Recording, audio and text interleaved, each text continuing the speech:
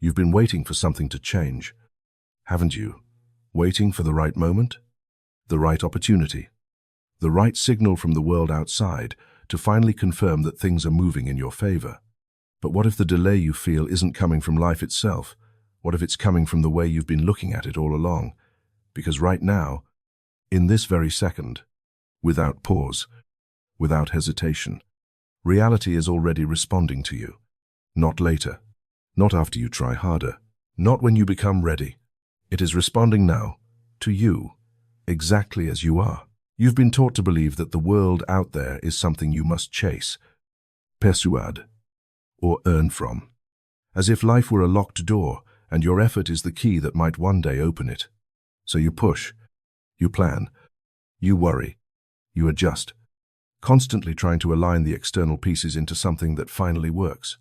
And when it doesn't, you assume you need to do more, be more, fix something, improve something, become someone else. But pause for a moment and look closer, not at what you've been doing, but at what you've been feeling beneath it all. Because that's where everything begins to shift. The truth you've been circling around, perhaps without realizing it, is far simpler and far more confronting than anything you've been told before. You are not interacting with a distant universe that decides your fate based on effort or merit.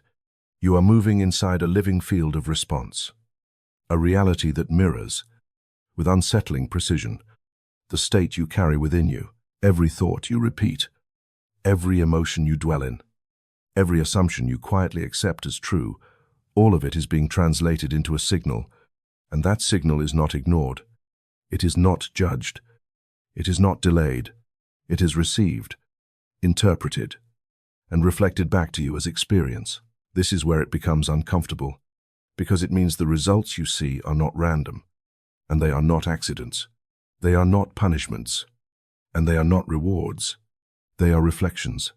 And reflection doesn't ask whether you like what you see. It only asks one thing: what are you showing me? You might say, but I've been asking for better. I've been trying to think positively. I've been doing everything I was told. And on the surface, that may be true, but beneath those efforts, beneath the words and the actions, what has your inner state been communicating? Because the world you're experiencing is not responding to what you say you want. It is responding to what you consistently feel is true. There is a difference, and that difference is where most people unknowingly remain stuck. Imagine speaking the words "I want abundance" while carrying the quiet tension of not having enough, or repeating affirmations about love while holding on to the subtle fear that it might never come. You may not even notice these undercurrents, but they are there, shaping the signal you send. And reality, being exact in its response, reflects not the words, but the frequency beneath them. So you end up receiving more situations that echo that same tension, that same uncertainty, that same absence you've been trying to escape. This is why effort alone feels exhausting. You've been trying to override a signal without changing its source. You've been attempting to rearrange the mirror instead of adjusting what stands before it. And no matter how much you polish the surface, the reflection remains faithful to the original image. But something shifts the moment you see this clearly. Not as an idea, not as a theory, but as something you recognize in your own experience. Because if reality is responding to you now, not someday, not conditionally, but continuously, then the question changes. It's no longer, how do I get what I want? It becomes something far more direct, far more immediate. What am I currently broadcasting? You begin to notice patterns that once felt confusing. The repetition of certain outcomes, the familiarity of certain emotions, the way different situations somehow carry the same underlying feeling. And instead of blaming circumstances or searching for external fixes, your attention turns inward, not in self-judgment, but in awareness. Because awareness is where your influence begins. This doesn't mean you suddenly control everything with perfection. It doesn't mean you eliminate every doubt or every moment of fear. You are still human, and your experience will still move through different states. But what changes is your relationship to those states. You no longer see them as passive reactions to a world outside of you. You begin to recognize them as active components in the creation of what comes next. And that realization carries a kind of quiet power. Not loud, not forceful, but steady, Because when you understand that reality is already responding, you stop waiting for permission to feel differently. You stop postponing your internal state until something external justifies it. Instead, you begin to experiment, gently at first, with shifting how you feel before anything has changed on the surface, not pretending, not forcing, but allowing yourself to experience, even briefly, what it would feel like if things were already moving in your favor. You might notice resistance at first, that voice that says it's not real yet, that you shouldn't get ahead of yourself, that you need evidence before you believe. And that's okay. That voice has been guiding you for a long time, but you don't have to fight it. You only need to see it for what it is, a reflection of the same pattern you've been living in. And patterns, once seen, begin to loosen. Because here's the part that changes everything. Even if it doesn't feel dramatic in the moment, the instant your internal state shifts, even slightly, the signal shifts with it. And the moment the signal shifts, the response begins to adjust. Not always in ways you can immediately see, not always in ways you expect, but the movement has already started. Quietly, beneath the surface, reality begins to reorganize around the new frequency you're holding. You don't need to force that reorganization. You don't need to monitor it or measure it constantly. In fact, trying to do so often pulls you back into the old pattern of doubt and control. What matters is not how quickly you see the result, but how consistently you return to the state you choose to embody. That consistency becomes your new baseline. And from that baseline, new experiences begin to emerge. So instead of asking whether it's working, you begin to notice what you are holding.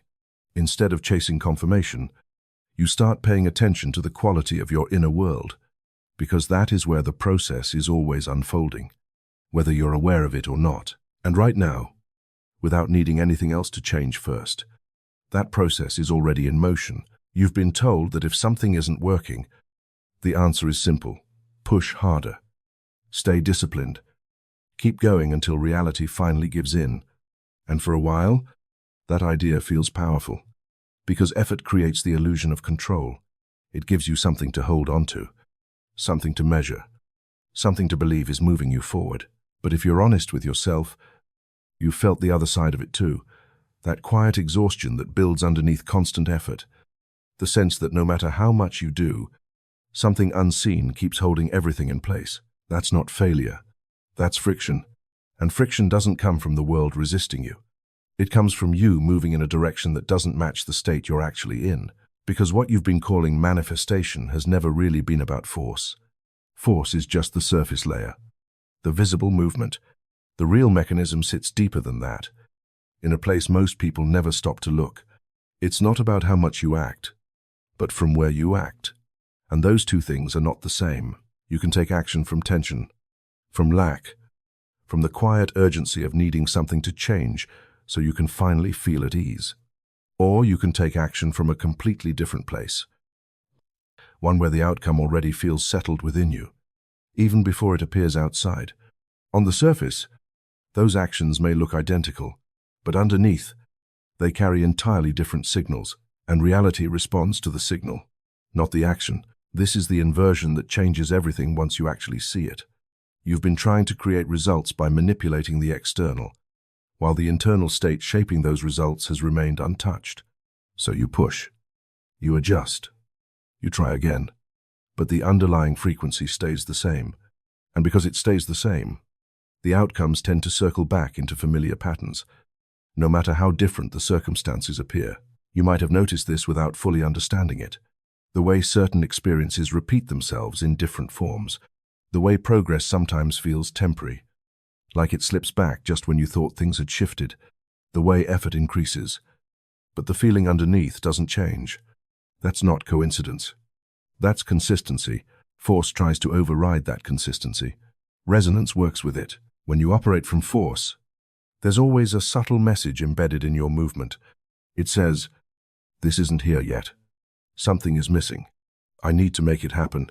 Even if you don't say those words out loud, the feeling is there, shaping your tone, your decisions, your reactions. And that feeling becomes the signal you transmit, not your goals, not your plans. That feeling, So reality reflects it, not to block you, not to test you, but because that's what it does. It mirrors what is most stable within you.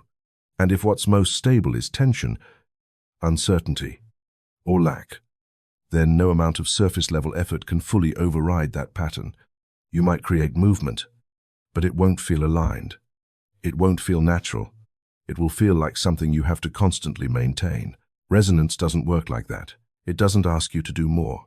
It asks you to shift what you're holding before you do anything at all. Instead of asking, "What do I need to do to get this?"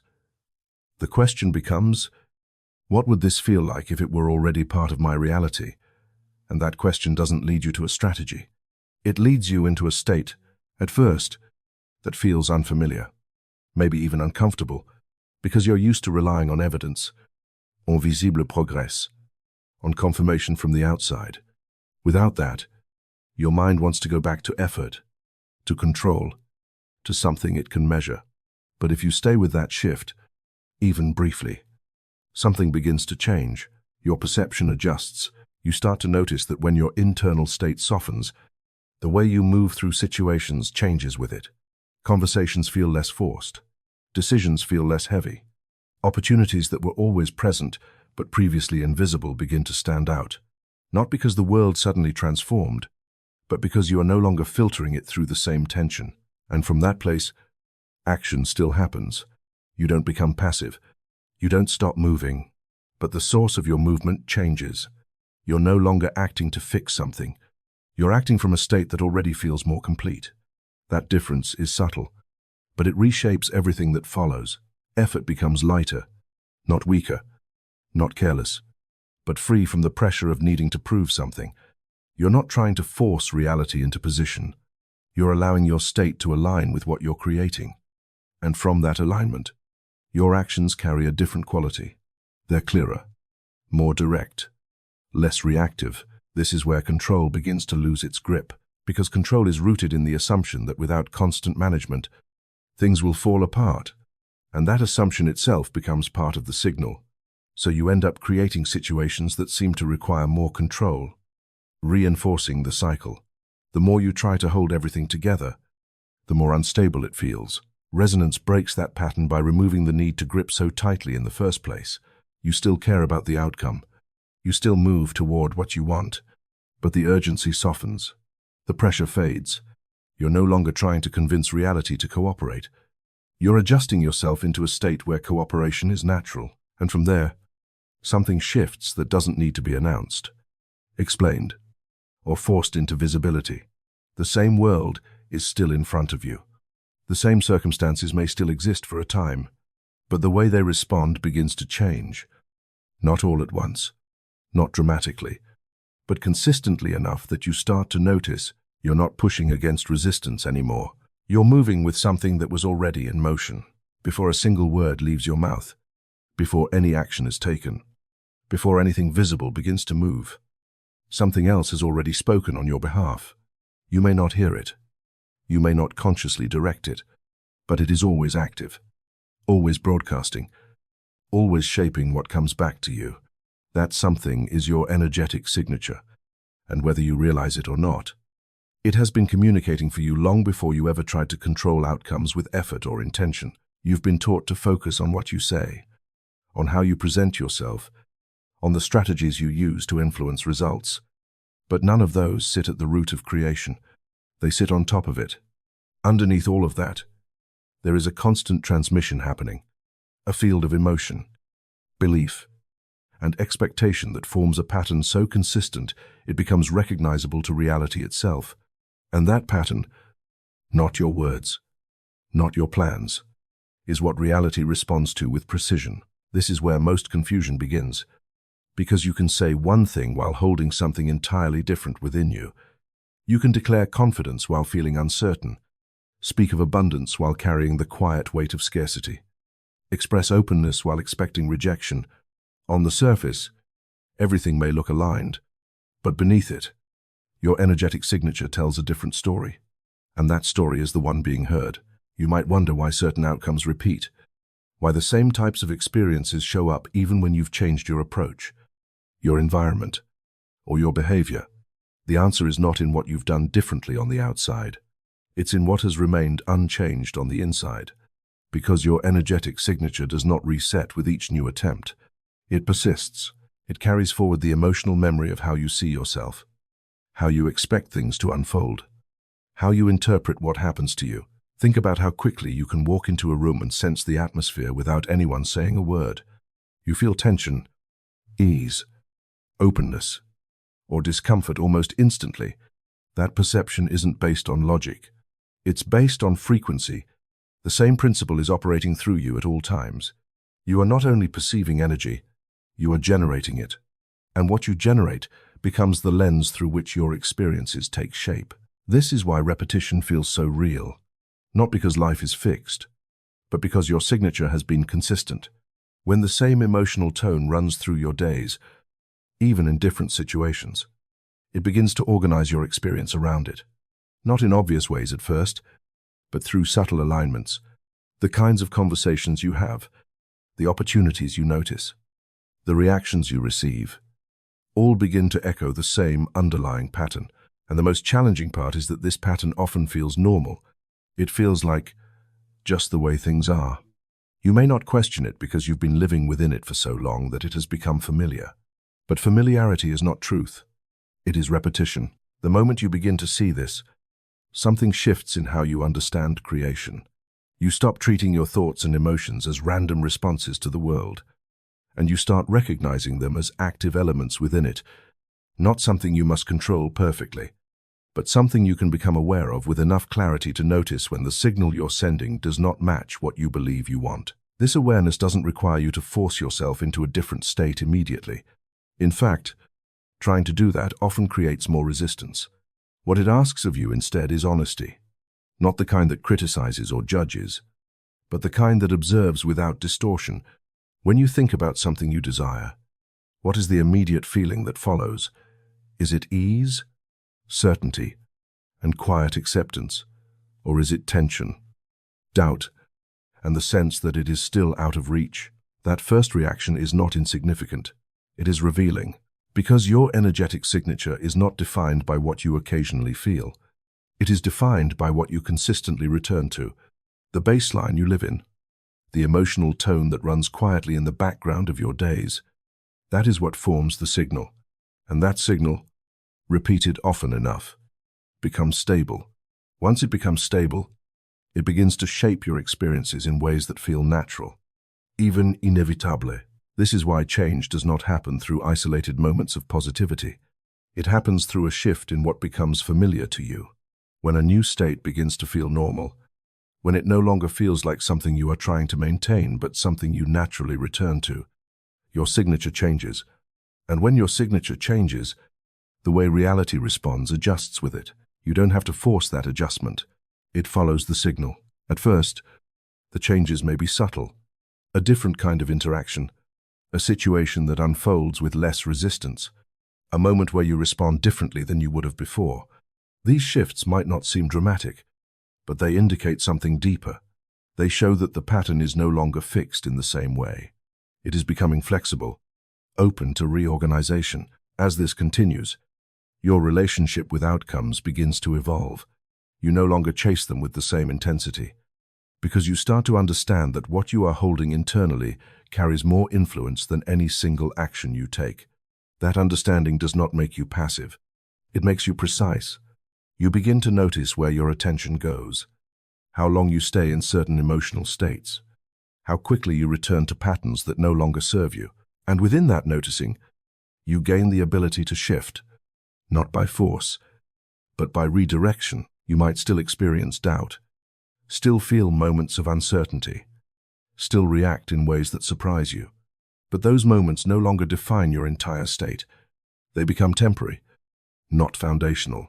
You see them as fluctuations within a larger field that you are gradually learning to stabilize, because your energetic signature is not fixed. It is shaped by what you practice, what you repeat, what you allow to become familiar. And as it shifts, the world around you begins to reflect that shift. Not all at once, not in a way that announces itself, but in a way that becomes undeniable over time. You begin to recognize that communication with reality has never required words. It has always been happening at a level deeper than language, through the consistent pattern of what you hold within you. And once you see that clearly, you can no longer rely on surface-level changes to produce lasting results. Something more fundamental has to move, because what you are experiencing has never been a reaction to what you said. It has always been a reflection of what you are, long before anything becomes visible, before events take shape or circumstances begin to organize themselves into something you can point to. There is already a structure forming beneath the surface. Quiet, invisible, but precise in a way that leaves no room for randomness. That structure is not built from your plans, not from your strategies, and not even from your conscious thoughts alone. It is built from the emotional frequency you return to again and again. The feeling tone that runs through your inner world so consistently that it becomes the template from which your reality is arranged. You may think of emotions as reactions, as temporary responses to what is happening around you, something that comes and goes depending on the situation. But that interpretation keeps you focused on the surface, where everything appears to be driven by external triggers. What you haven't been shown clearly is that emotion, especially the ones you repeat and stabilize, is not just a reaction, it is an instruction. It is a signal that carries information into the field you are constantly interacting with, shaping how that field responds back to you. Every time you settle into a feeling, whether it is subtle or intense, whether you notice it or not, you are reinforcing a pattern. That pattern begins to organize your perception first, filtering what you notice and what you ignore. Then it extends further, influencing the kinds of experiences that begin to align with that state, not because something outside of you is deciding what you deserve, but because the frequency you are holding acts as a blueprint, and reality follows that blueprint with quiet consistency.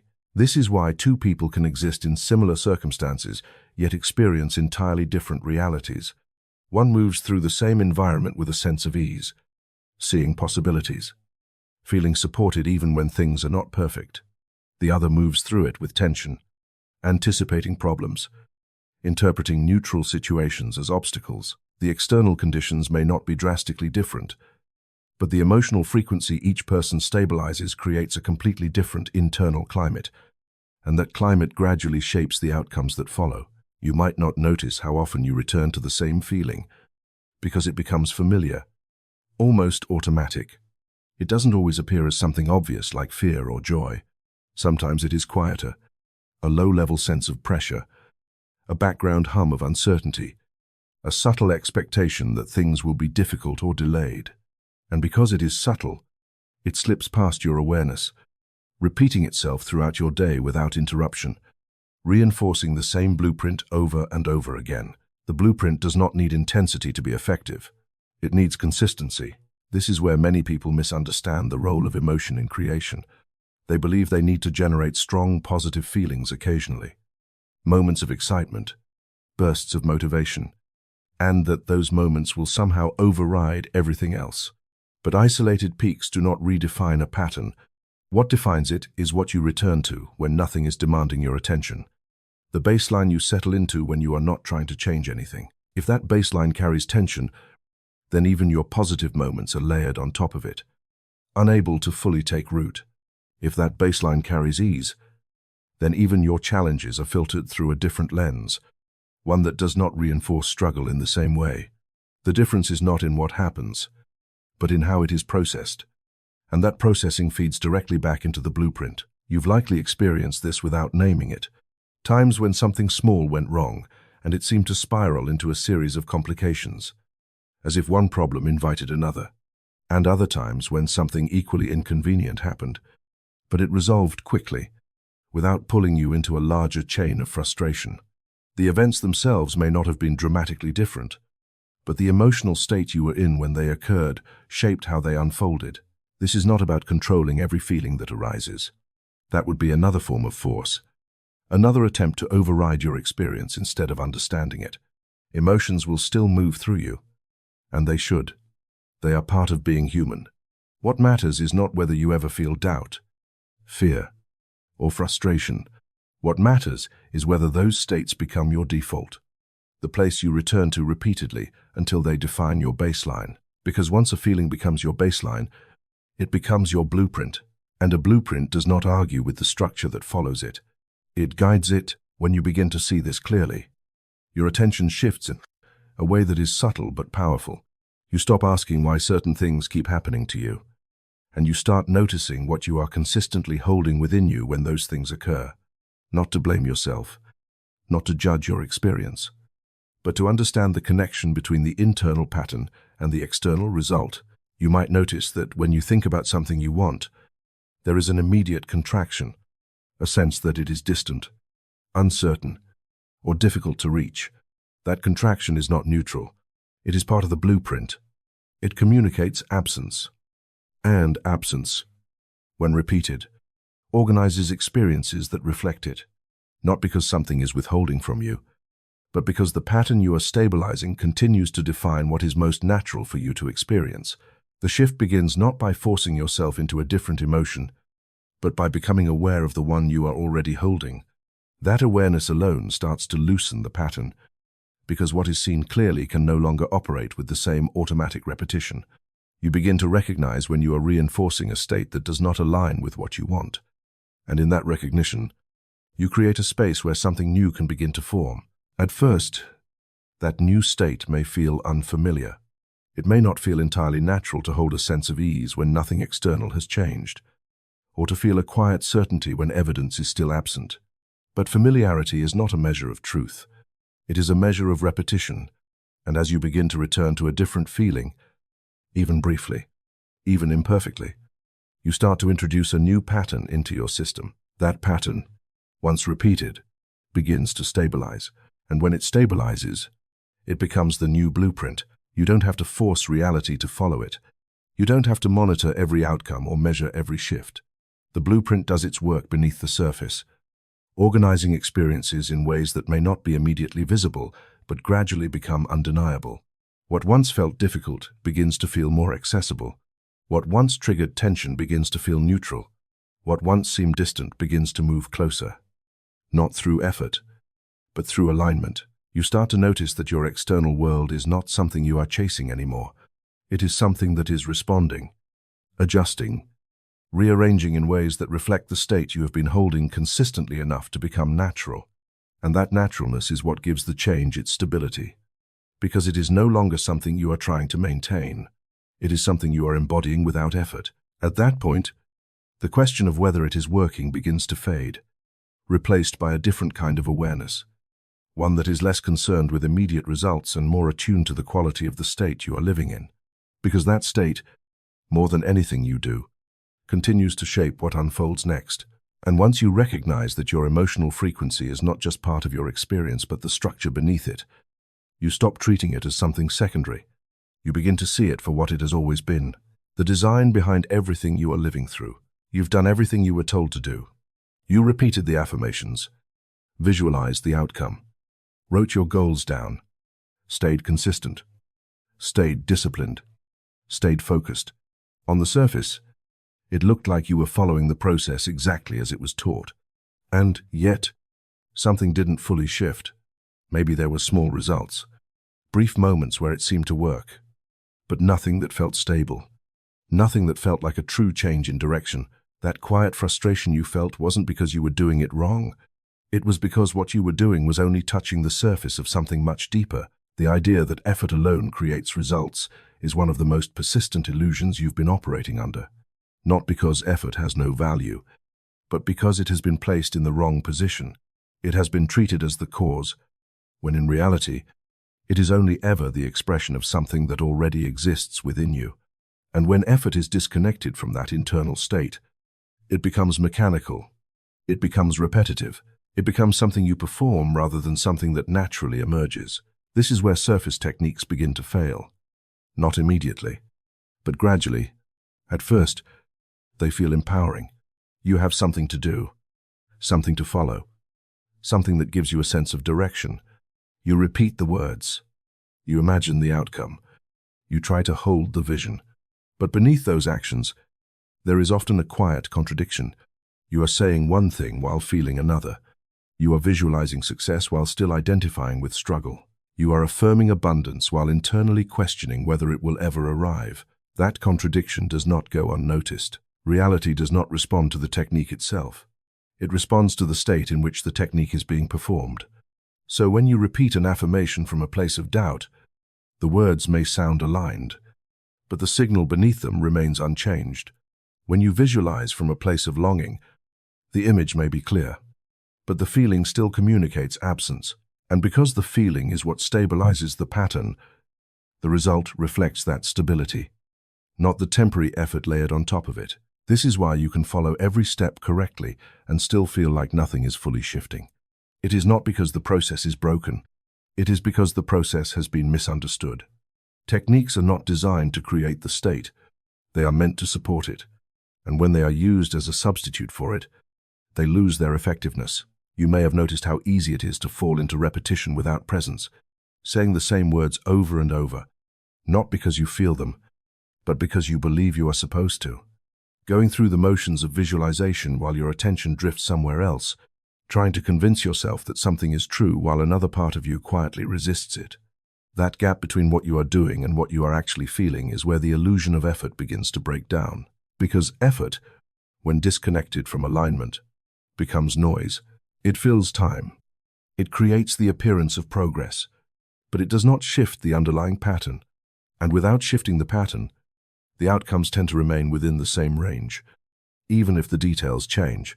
This is where frustration turns into confusion. You begin to question yourself, wondering why it works for others but not for you, why you are following the same steps but not getting the same results. You might think you need to try harder, repeat more, stay more consistent, double down on the process. But increasing the volume of something that is not aligned does not bring it into alignment. It only amplifies the disconnect. The deeper issue is not how much you are doing.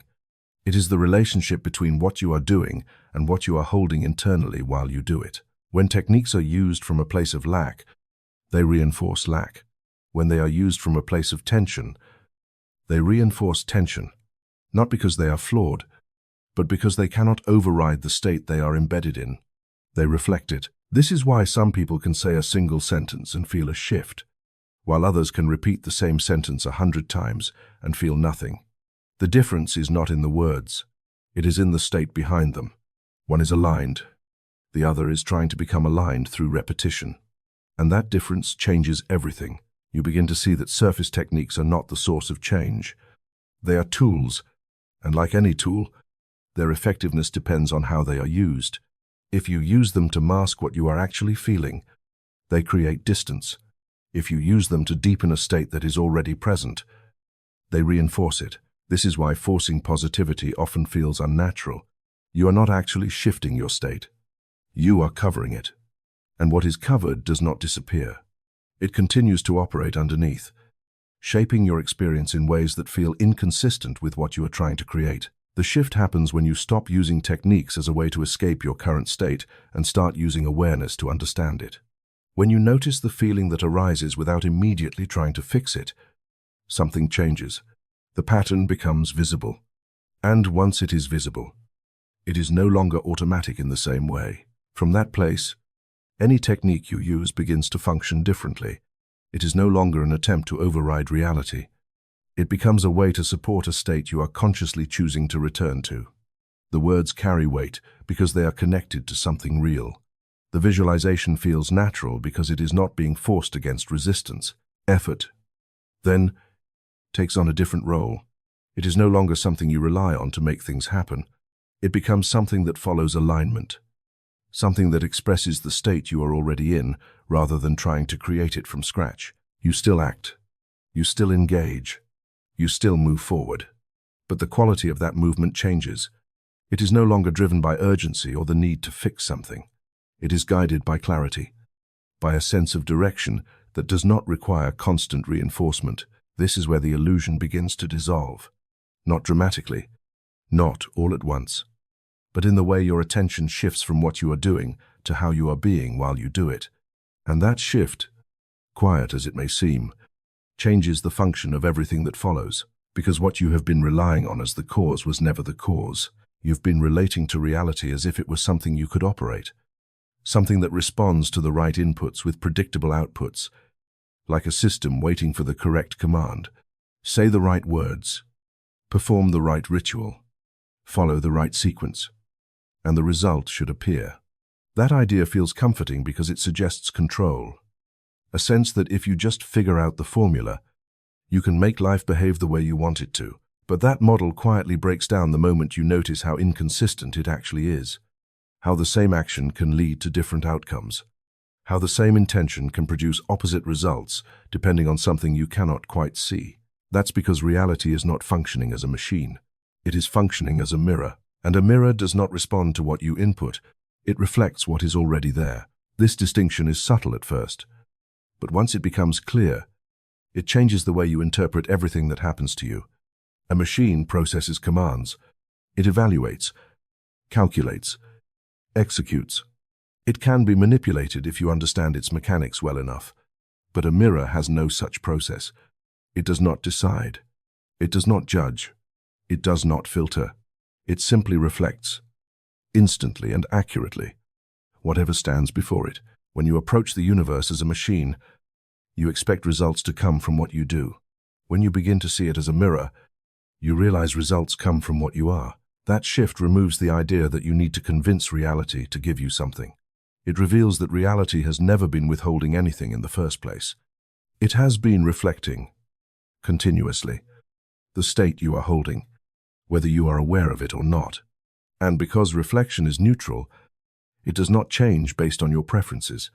It changes based on what is presented to it. This is where confusion often arises, because you might feel like you are asking for one thing but experiencing another. You say you want success, connection, stability, but what shows up feels inconsistent with those desires. From the perspective of a machine, that looks like a malfunction.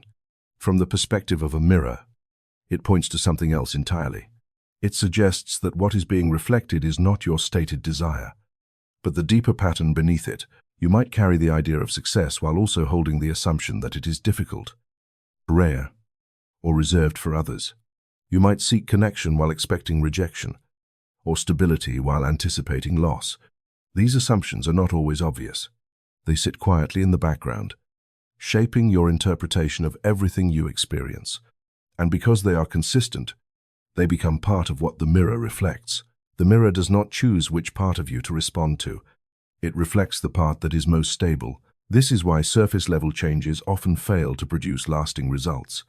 You can change your environment, your routine, your behavior, but if the underlying pattern remains unchanged, the reflection will gradually reorganize itself to match it again. It may look different for a while, but it will feel familiar. The same emotional tone will return. The same types of situations will appear. The same reactions will repeat themselves in new forms. At that point, it becomes tempting to blame circumstances, to assume that something outside of you is preventing progress. But the mirror is not blocking you. It is showing you something with exact precision, not to criticize, not to hold you back, but to remain consistent with what you are presenting. This consistency can feel uncomfortable, especially when the reflection does not match what you believe you want. But that discomfort carries information. It reveals the gap between what you are consciously aiming for and what you are unconsciously holding. And that gap is where your attention begins to matter, because once you recognize that reality is reflecting rather than deciding, you stop trying to force change from the outside. You stop treating symptoms and start looking at the source, not in a way that creates blame, but in a way that gives you access to something you didn't realize you had influence over. You begin to notice patterns that once felt random, the way certain situations trigger familiar responses, the way certain outcomes repeat with slight variations, the way your expectations subtly guide what you pay attention to and how you interpret it. And instead of reacting to each instance as if it were isolated, you start to see the continuity running through them.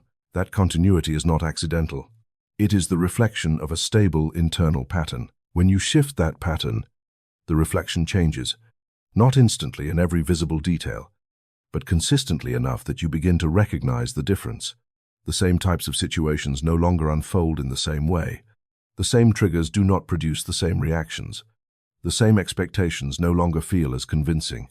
Something has moved beneath the surface, and the mirror is adjusting accordingly. This is where patience becomes relevant, not as a way of waiting for something external to catch up, but as a way of allowing the new pattern to stabilize without constantly checking whether it is working. A mirror does not lag behind what is in front of it, but your perception of the reflection can take time to shift, especially when you have been used to seeing the same image for so long. You might still encounter situations that resemble the old pattern, but they begin to feel different, less fixed, less convincing, less capable of pulling you back into the same state. That difference is not coming from the situation itself. It is coming from the change in what you are holding. The mirror has not changed its function. It is still reflecting. What has changed is what is being reflected. And once you understand that, you stop expecting reality to behave like something you can control through effort alone. You begin to see it as something that is already responding, already reflecting, already aligning with the state you are most consistently embodying. This understanding does not require you to become perfect. It does not demand that you eliminate every moment of doubt or uncertainty. It simply invites you to become aware of what you are presenting to the mirror, not just occasionally, but as a pattern that repeats over time, because that pattern, more than anything you say or do, determines what you continue to see.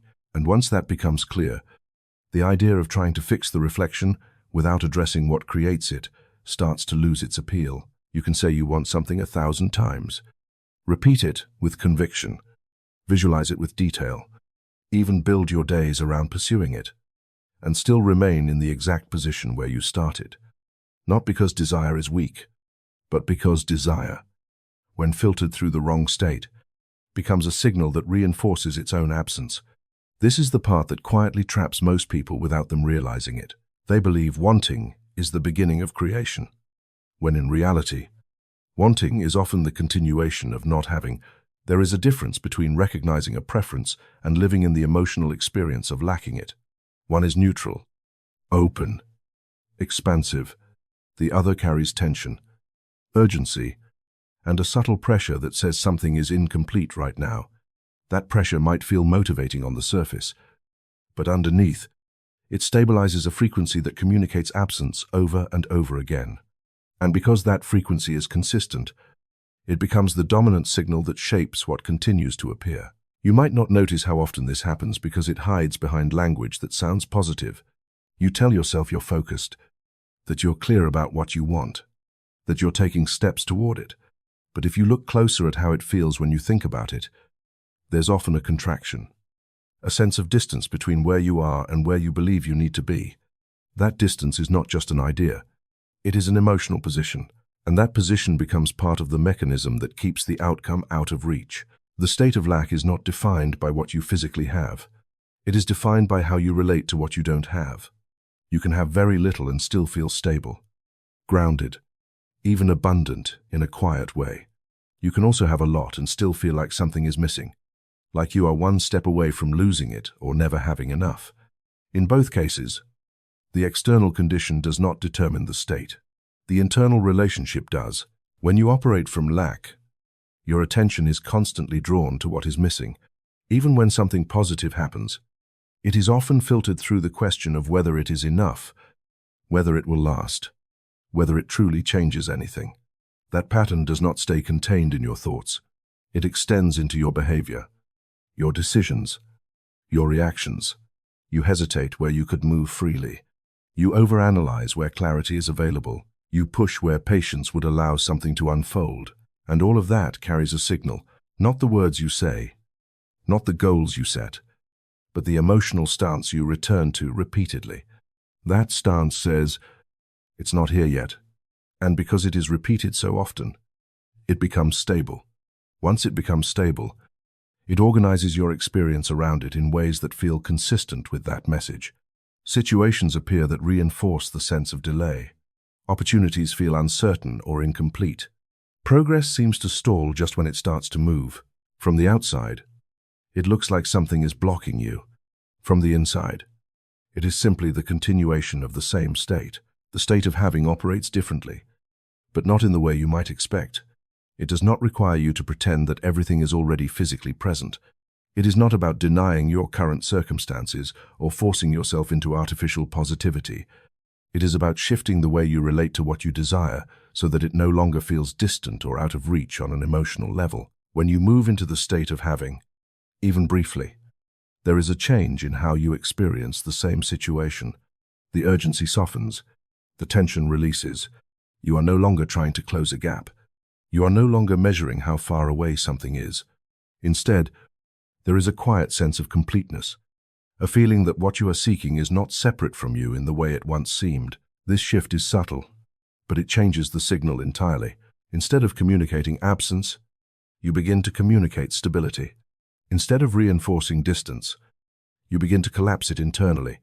And because reality responds to that internal position, the way events unfold begins to adjust. Not instantly in every visible detail, but consistently enough that you start to notice a difference in how things move. You might find that situations that once triggered anxiety now feel manageable. Opportunities that once seemed uncertain now feel accessible. Conversations that once carried tension now unfold with ease. These changes are not random. They reflect the shift in your state.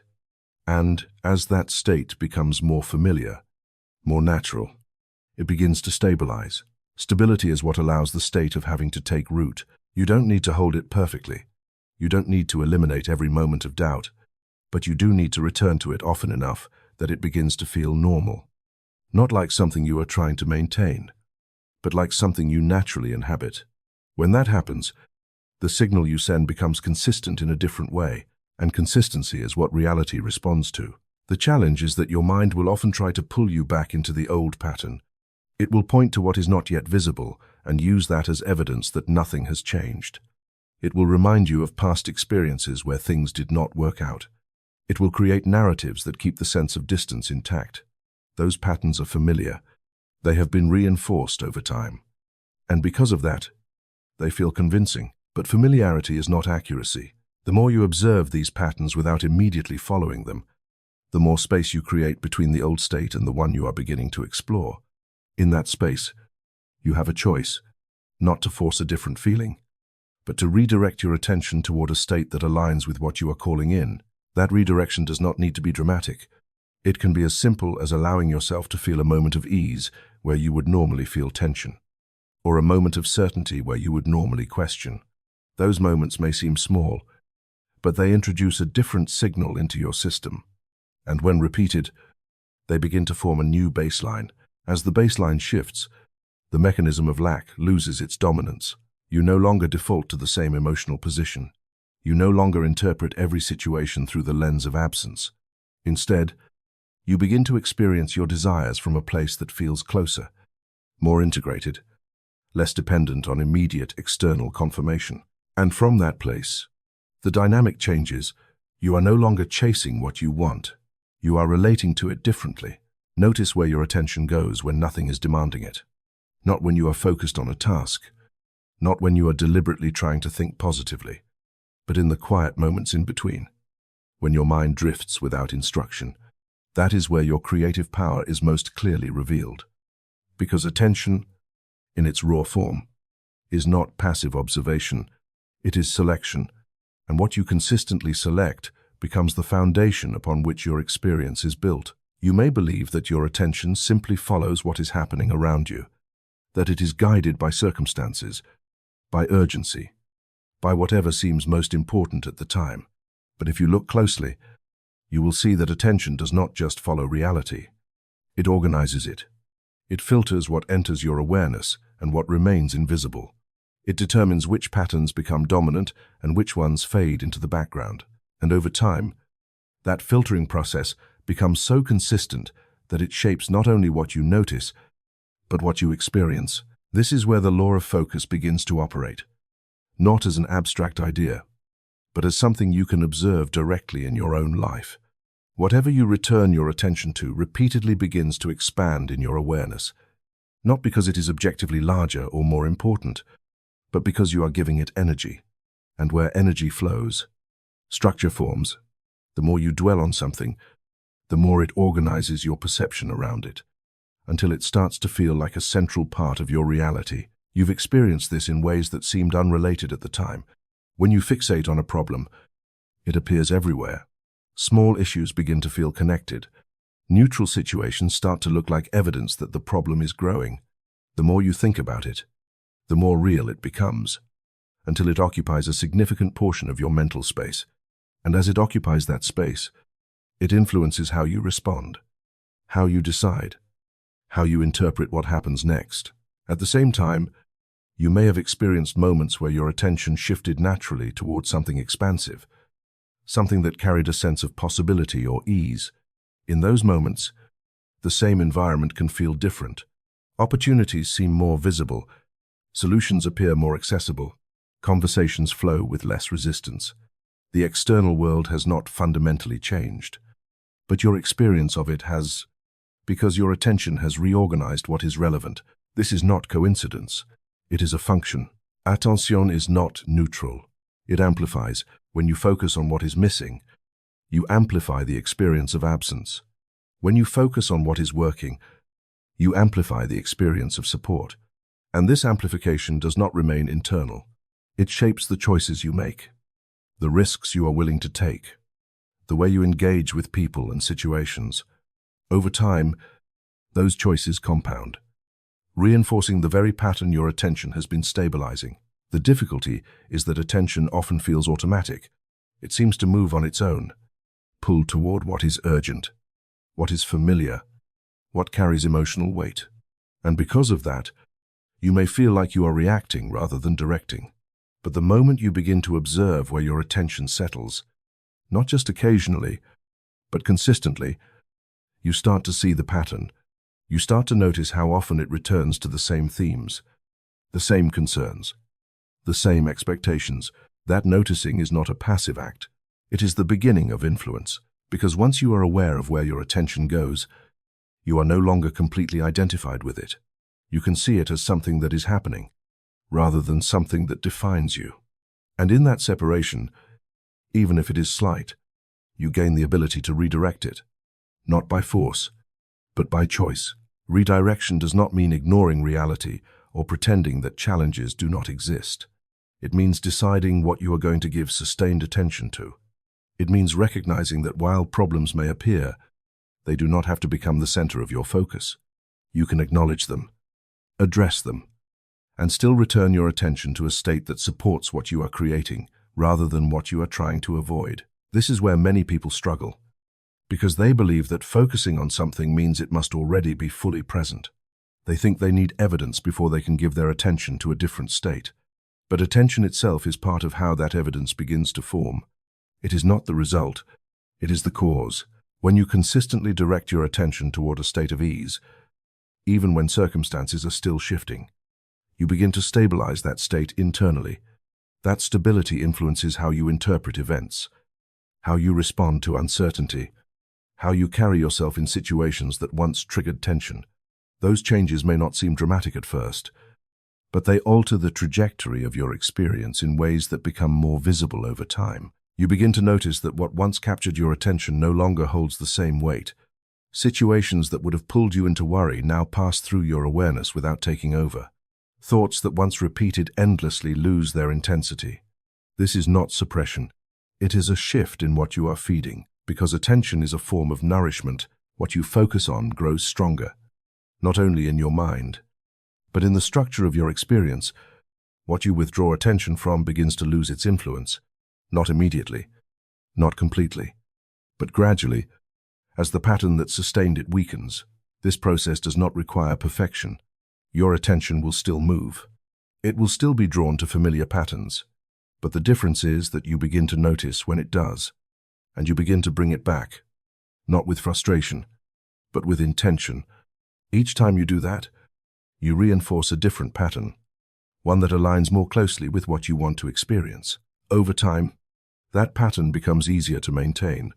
It begins to feel natural rather than forced. And as it stabilizes, the way your reality organizes itself around you starts to reflect that shift. You stop feeling like you are reacting to everything that happens. You begin to feel like you are participating in how it unfolds, not by controlling every detail, but by consistently choosing where your attention rests. That choice, repeated often enough, becomes a direction. You are not just thinking your way through life. You are transmitting it. Every moment, you are sending something outward, not in words, not in visible signals, but through a continuous stream of inner activity that carries far more weight than anything you say out loud. You might believe that your thoughts stay inside your head, that your feelings are private, that what happens within you is separate from what happens around you. But the structure of your experience tells a different story. It reveals a system where nothing you hold internally remains contained. It moves. It radiates. It becomes part of the field you are constantly interacting with. Your consciousness is not passive. It behaves like a transmitter, and what it sends is not occasional. It is constant. Every thought you return to, every assumption you reinforce, every emotional state you dwell in long enough to become familiar begins to shape a signal. That signal does not need to be loud or intense. It only needs to be consistent, because consistency is what gives it clarity, and clarity is what allows it to organize your experience in a way that feels coherent, even when you are not consciously directing it. This is why mixed signals create mixed results. You might set a clear intention on the surface, decide what you want, visualize it, speak it into existence. But if the underlying pattern remains uncertain, the signal becomes fragmented. Part of you is moving in one direction, while another part quietly pulls in the opposite direction, and reality, responding to that inconsistency, reflects it back as delay, confusion, or partial outcomes that never fully stabilize.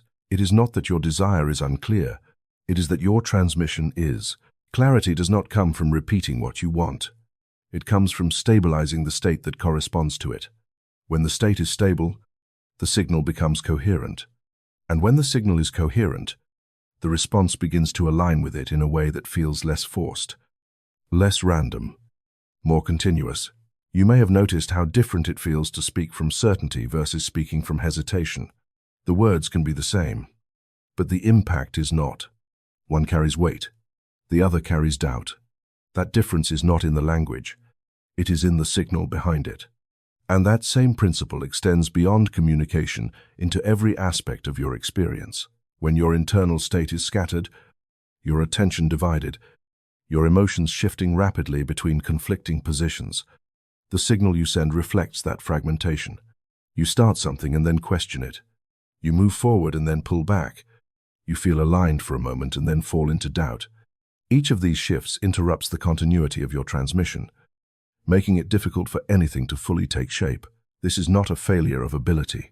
It is a reflection of inconsistency, and consistency does not mean forcing yourself to stay in one state all the time.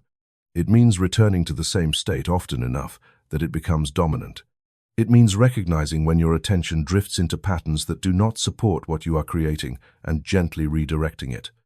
Not through pressure, but through awareness. The clearer your signal, the less resistance you encounter, not because the world becomes easier, but because you are no longer sending conflicting instructions into the field you are interacting with. You are no longer amplifying doubt while trying to create certainty. You are no longer reinforcing absence while focusing on desire. The contradiction begins to dissolve, and with it, the friction that once felt unavoidable. You begin to notice that when your internal state holds steady, even if the external world has not fully caught up, something shifts in how situations unfold. Conversations move differently. Opportunities appear in places you did not expect. Timing begins to feel less random. These changes are not dramatic at first. They are subtle, almost easy to overlook, but they carry a different quality, one that reflects coherence rather than conflict. Your consciousness does not need to be perfect to be effective. It needs to be clear enough to send a consistent signal, and clarity does not come from eliminating every doubt or controlling every thought. It comes from recognizing which states you are reinforcing and which ones you are ready to release. It comes from choosing, repeatedly, to return to a position that aligns with what you are calling in, even when it feels unfamiliar. At first, that choice requires attention. It requires noticing when you slip back into old patterns, when your focus narrows around what is missing, when your emotional state contracts. But over time, that noticing becomes easier. The patterns become more visible, and with that visibility, they lose some of their automatic pull. You start to experience a different kind of stability, one that does not depend on circumstances being perfect. It comes from the way you are holding your internal state. the way you are directing your attention, the way you are choosing what to reinforce and what to let pass. From that place, your transmission becomes more consistent, and consistency creates momentum. Not the kind of momentum you force through effort, but the kind that builds naturally when the signal you are sending no longer contradicts itself. The more stable the signal, the more predictable the response becomes, not in exact details, but in the overall direction of your experience. You stop feeling like you are starting over each time something doesn't work immediately. You begin to sense continuity, a progression that carries forward even when you cannot see every step. That sense of continuity is not coming from external confirmation. It is coming from the coherence of your internal state. And once that coherence begins to stabilize, the need to constantly question whether it is working starts to fade. Not because you have proof, but because the signal you are sending no longer depends on immediate validation. You are no longer trying to make something happen. You are sending something clearly. You don't change your life by rearranging what you can see. You change it by shifting the position from which you see it. That distinction sounds simple until you begin to notice how much of your effort has been directed outward, toward circumstances, people, timing, conditions you believed needed to move before anything inside you could settle. You've been waiting for clarity to arrive so you could feel certain, for results to appear so you could feel secure, for something external to confirm that you're allowed to relax. But what if that sequence has been reversed the entire time? Not as a mistake, but as a misunderstanding of where change actually begins? Because the internal state you hold is not a reaction to reality. It is the position from which reality takes shape. This is not something you accept blindly. You can observe it. Think about how differently you move through the same environment depending on how you feel. On one day, everything feels heavy, slow, resistant. Small inconveniences seem larger. Interactions carry tension. Decisions feel complicated. On another day, with no dramatic change in external conditions, the same environment feels open, manageable, even supportive. You notice opportunities you overlooked before. Conversations flow with less friction. What changed was not the world. It was the state from which you engaged with it. That shift may seem temporary, almost accidental, something that just happens without your control. But the more you pay attention to it, the more you realize it is not random. It follows a pattern.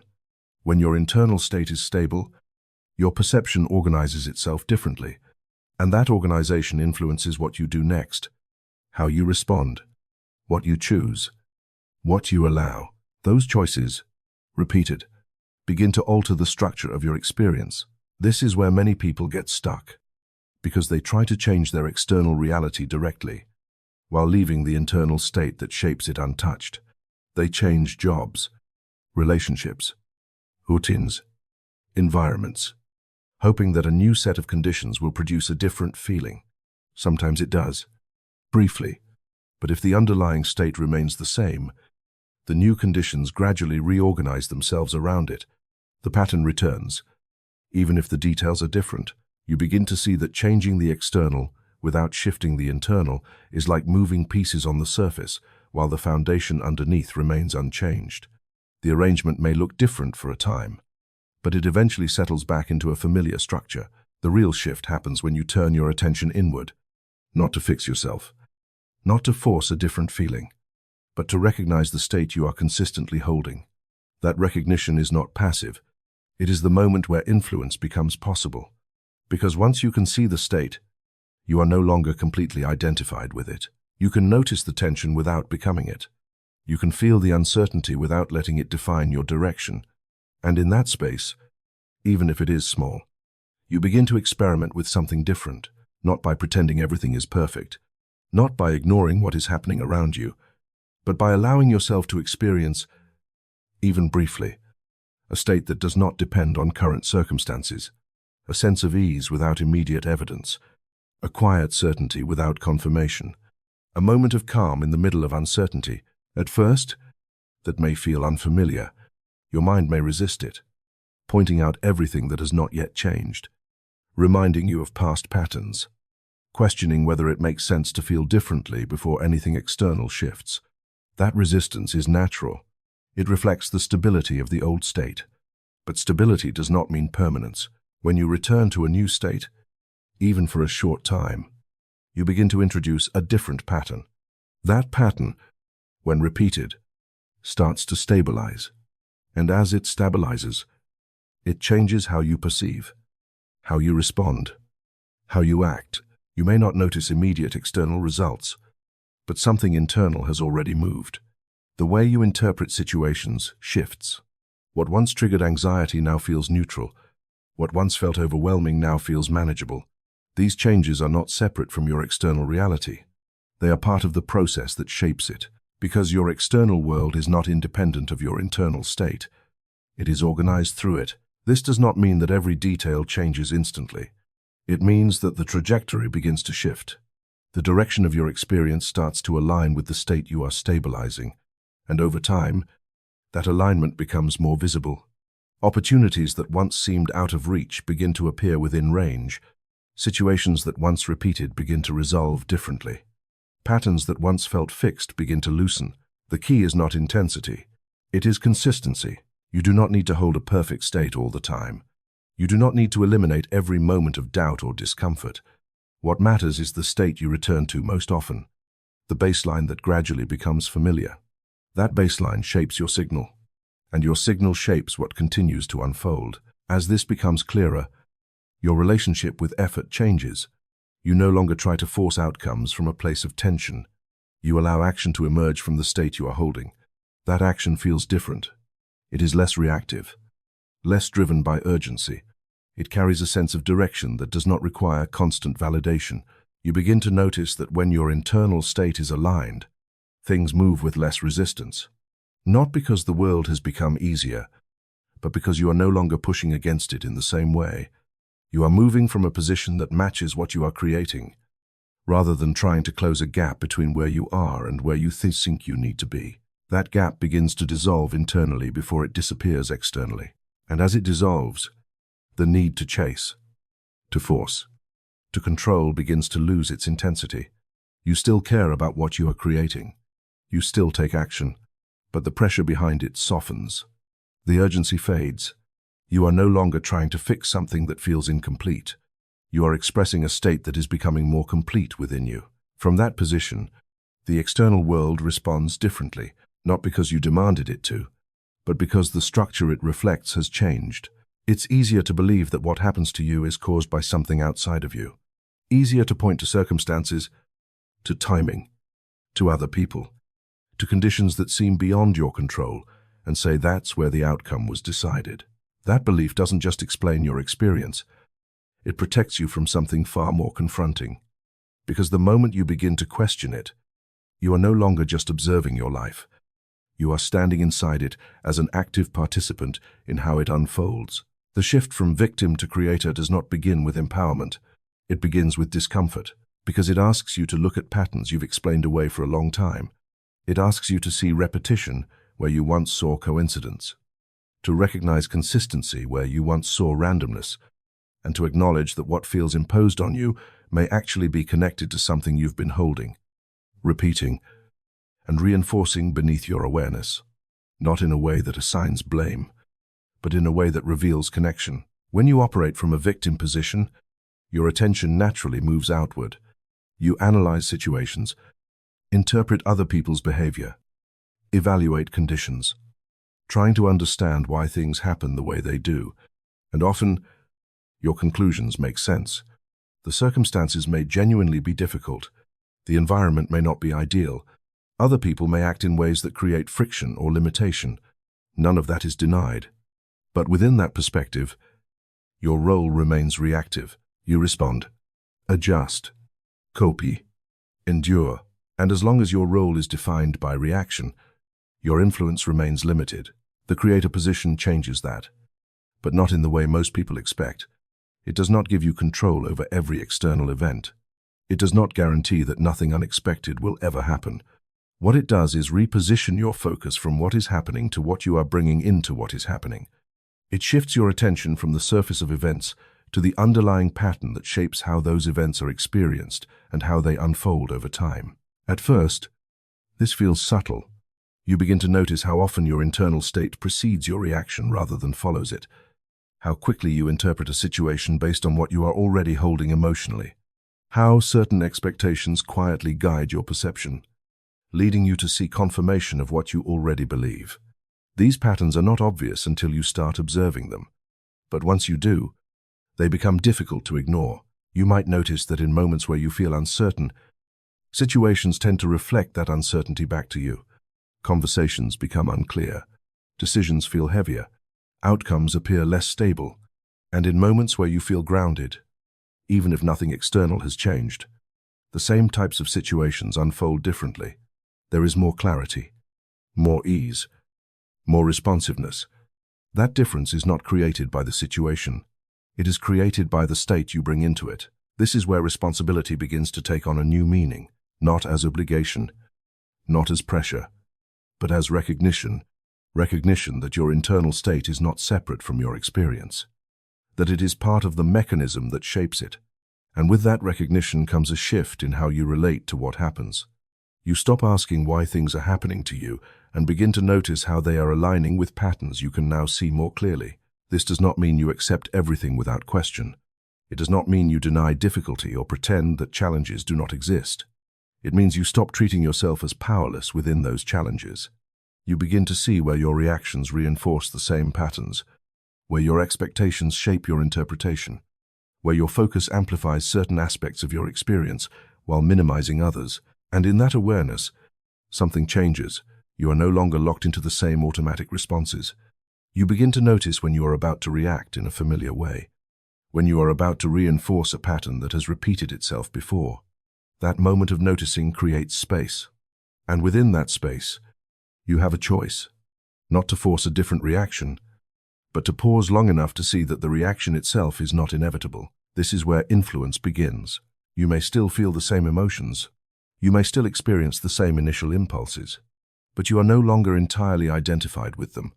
You can observe them without immediately acting from them, and that slight separation allows you to shift, even if only in small ways at first. Instead of reinforcing a pattern of doubt, you allow a moment of neutrality. Instead of amplifying tension, you introduce a moment of ease. These changes may seem insignificant, but they alter the trajectory of how the situation unfolds, because the way you respond feeds back into the pattern, either reinforcing it or beginning to change it. Over time, these small shifts accumulate. The patterns that once felt fixed begin to loosen. The situations that once triggered the same responses begin to feel different. The repetition that once seemed inevitable becomes less consistent, not because the external world has changed on its own, but because the internal pattern that shaped your interaction with it has shifted. This is what it means to move from victim to creator. Not that you control everything, but that you recognize your role in the process. You are no longer waiting for conditions to change before you feel differently. You begin to understand that how you feel, how you interpret, how you respond is part of what shapes what comes next. And with that understanding, the need to assign blame begins to fade. You no longer need to explain everything through external causes. You start to see the connection between what you hold internally and what you experience externally. That connection does not simplify everything. It does not remove complexity, but it gives you access to something you did not have before. Influence, not over every detail, not over every outcome, but over the pattern that continues to shape those outcomes over time. And that influence, once recognized, changes how you move through your experience. You are no longer reacting from a position of helplessness. You are engaging from a position of awareness. That awareness does not make everything easy. It makes everything clear, because once you see that your role is not passive, you can no longer relate to your experience in the same way. You've been taught to wait for proof before you believe, to look for evidence before you allow yourself to feel certain, to measure progress through what is visible and adjust your expectations accordingly. That approach feels logical, grounded, even responsible, but it quietly places you in a position where your internal state is always following your circumstances, always reacting to what has already happened instead of shaping what is about to unfold. And within that sequence, something essential is lost, because creation does not begin with evidence. It begins with a kind of knowing that exists before anything can be seen. That knowing is often described as faith, but not in the way it is commonly understood. Not as hope, not as wishful thinking, not as something fragile that depends on outcomes. Faith, in its functional sense, is closer to certainty. Not loud, not forceful, not something you need to convince yourself of, but a quiet stability that does not fluctuate with every change in circumstance. It is the difference between wondering if something will happen and standing in a position where, at a deeper level, you no longer question it. You can feel the difference immediately. Hope carries tension. It leans forward, reaching, waiting, asking. It says maybe. It says if. It says not yet. Certainty does not reach. It settles. It does not need to argue with what is visible, because it is not derived from what is visible. It exists independently of it, and that independence is what gives it its strength. This is where the seed principle begins to make sense, not as a metaphor, but as a precise description of how things unfold beneath the surface. When a seed is planted, nothing visible happens at first. There is no immediate confirmation, no external sign that anything has changed. But something has changed. The process has already begun. The seed does not question whether it will grow. It does not dig itself up to check its progress. It remains in a state that is consistent with its nature. And that consistency allows the process to continue uninterrupted. You've been interrupting that process without realizing it, not because you are doing something wrong, but because you have been taught to check for results before the process has had time to stabilize. You plant an intention. You shift your state for a moment. You feel aligned briefly. And then you look outward, searching for confirmation. When it does not appear immediately, doubt enters. The state changes. The signal shifts. And in that shift, the process is disrupted. Not completely, but enough to prevent it from stabilizing. This cycle repeats in ways that are easy to miss. You move into alignment, then question it. You feel certain, then look for proof. You begin to settle into a new state, then pull yourself out of it by measuring whether it is working. Each time this happens, you return to a position that is less stable than the one you briefly accessed. And over time, that instability becomes familiar, reinforcing the belief that nothing is truly changing. But the issue is not that nothing is happening. It is that you are not allowing what has started to continue. Certainty changes that dynamic completely. When you shift from hoping something will happen to knowing that it is already in motion, your relationship with time begins to change.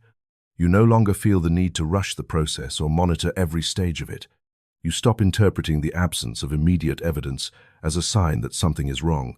Instead, you recognize that what is not yet visible does not mean what is unfolding is not real.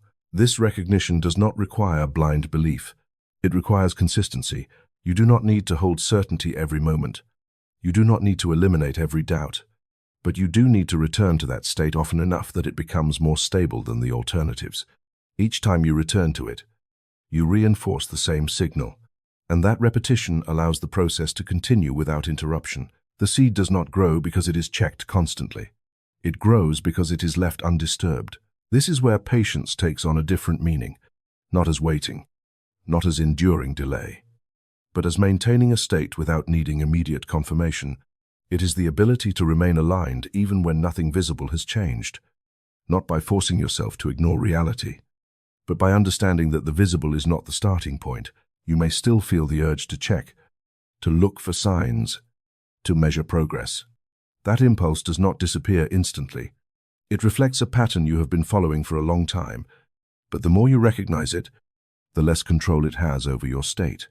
You begin to notice when you are about to pull yourself out of alignment, and in that moment, you have the option to remain where you are instead of reacting. That choice, repeated, builds stability, and stability is what allows certainty to take root. As certainty stabilizes, your actions begin to reflect it, not in a dramatic way, but in subtle shifts that change how you move through your experience. You stop hesitating in the same places. You stop second-guessing every step. You begin to act from a position that feels grounded. Even if the outcome is not yet visible, those actions carry a different quality, one that is not driven by urgency or the need to prove something. They are aligned, and alignment, sustained over time, allows the external world to reorganize in ways that match the state you are holding. Not instantly, not in a way that always follows your expectations, but in a way that becomes more consistent the longer the state remains stable. You begin to notice that what once felt uncertain starts to feel inevitable, not because you forced it, not because you controlled every detail, but because you stopped interrupting the process long enough for it to unfold. That shift is not dramatic. It does not announce itself.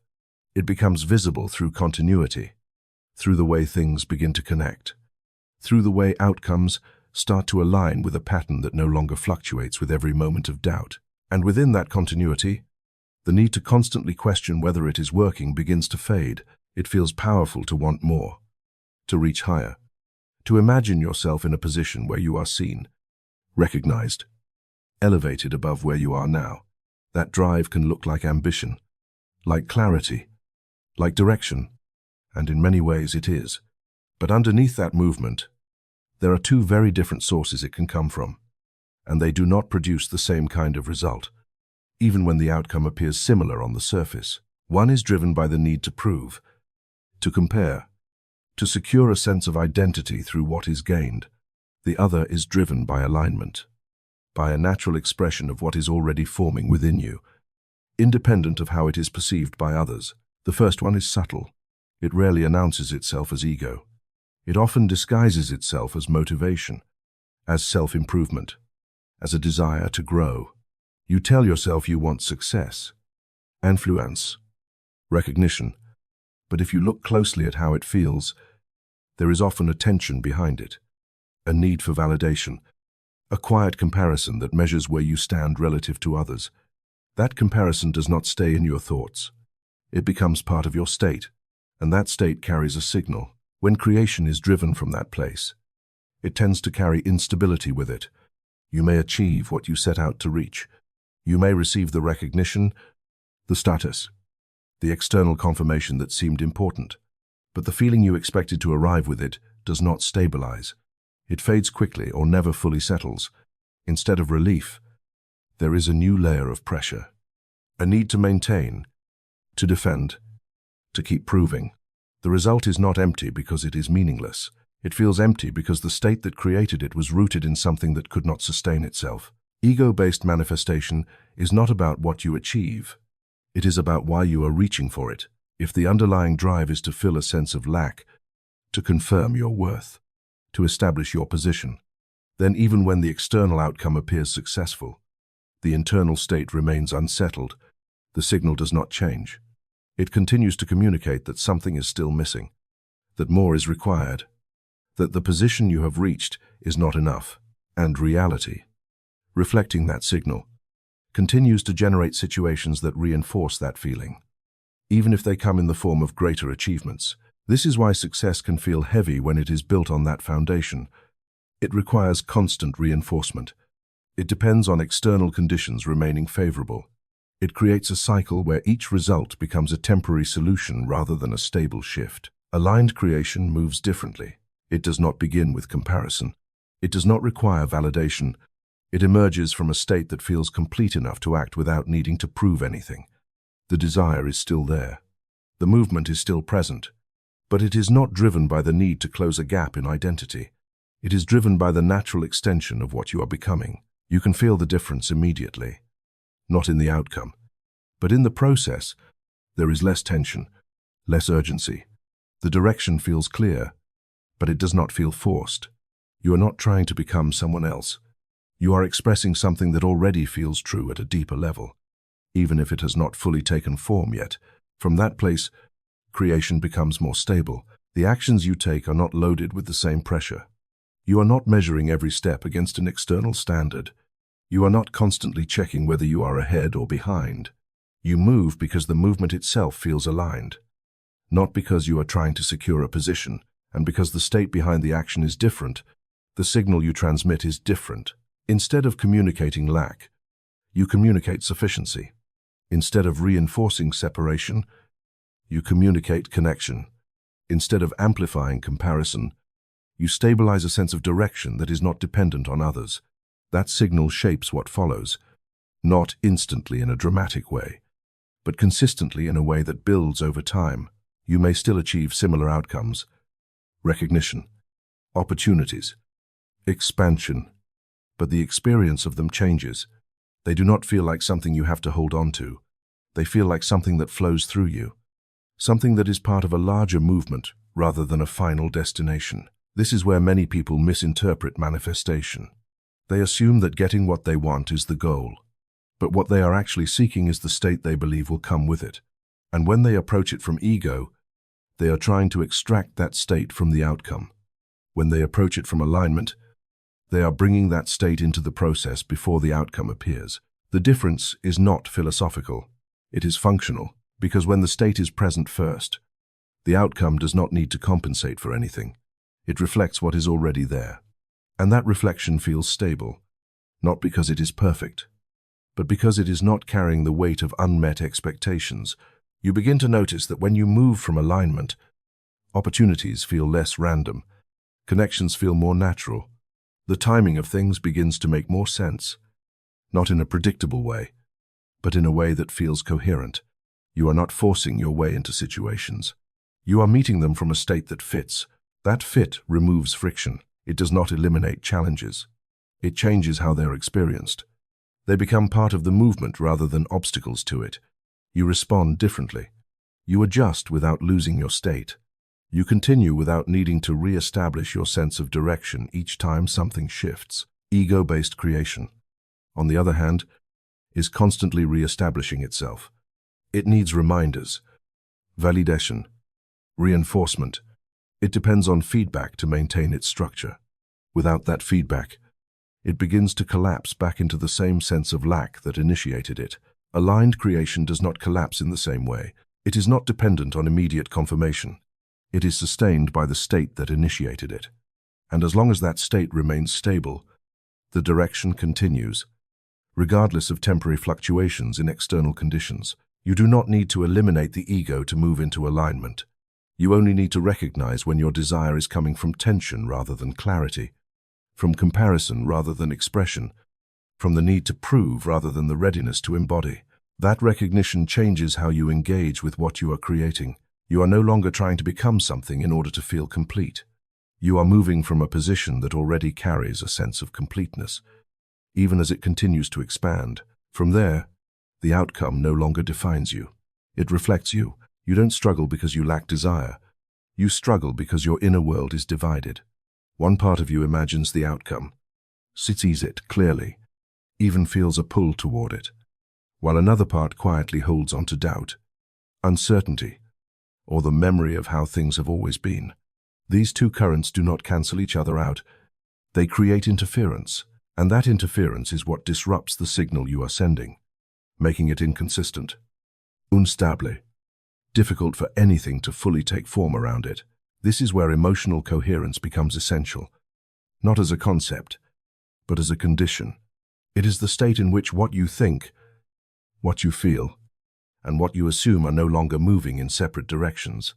They begin to align, not perfectly, but consistently enough that the signal you transmit carries clarity rather than contradiction. And clarity is what allows your experience to reorganize itself without the same level of resistance. You may have tried to feel good before, to generate positive emotions in order to shift your state. But that effort often turns into performance. You try to replace what you are feeling with something you believe you should feel. And in doing so, you create another layer of conflict. Beneath the surface, the original state remains active, while the new state sits on top of it, unsupported. That is not coherence. That is overlay.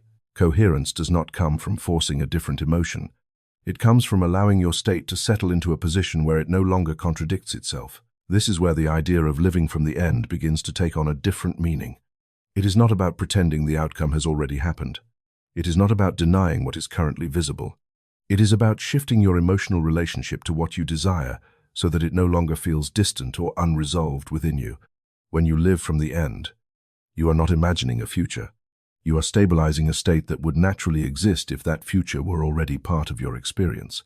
That state carries a specific quality. It is not intense. It is not driven by excitement or urgency. It is quiet, grounded, resolved.